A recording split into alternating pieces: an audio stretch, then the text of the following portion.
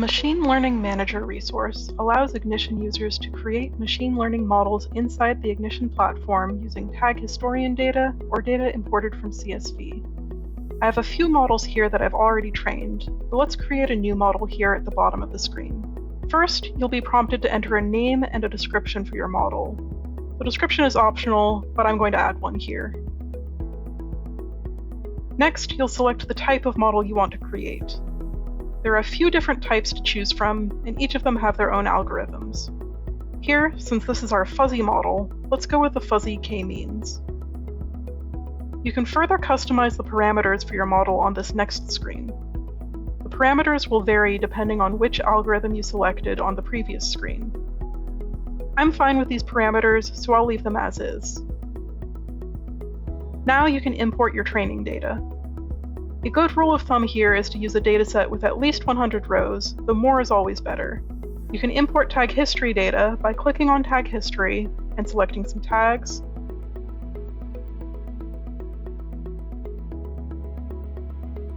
Set your parameters and click Load Data. Or you can upload your data from CSV. Selected the file I want to import.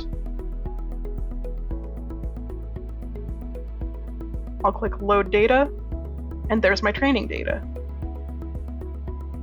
Before we save our model, we probably need to do some data cleaning.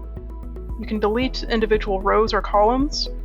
You can enumerate a column, which means converting a column with a string value into a numerical one.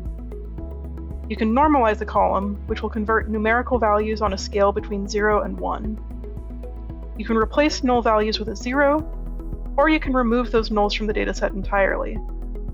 I'll just enumerate this column here, and now we should be good to go.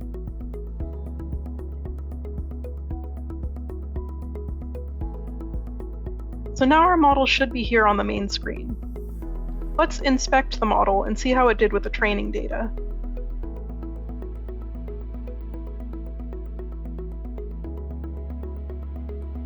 And now I want to update this model to get rid of that customer ID column. So here we can tweak our parameters a little. Re-upload our training data, or maybe upload some different data, and clean our data again.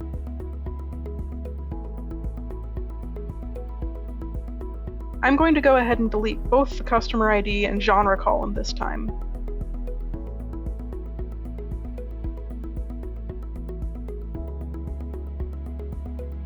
And here are our new results.